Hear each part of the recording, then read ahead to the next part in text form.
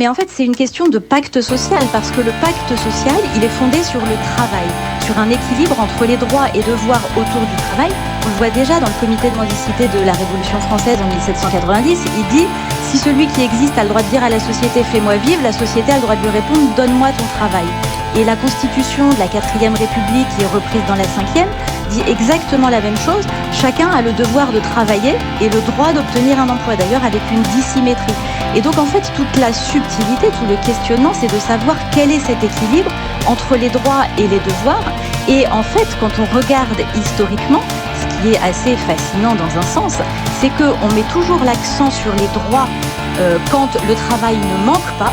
Au XXe siècle, quasiment tout le courant du XXe siècle, il n'y avait pas de pénurie d'emploi, en tout cas sur le long terme, à part de façon courte sur des phases de crise économique. On mettait l'accent sur les droits, pas du tout sur les devoirs.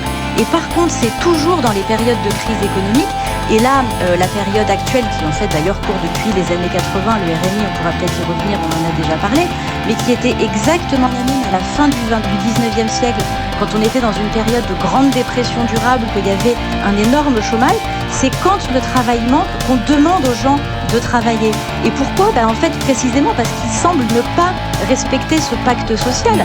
Tu es capable de travailler, donc tu vas travailler. Mais le problème, c'est une erreur d'interprétation. Parce que les gens ne sont pas au chômage parce qu'ils ne veulent pas travailler.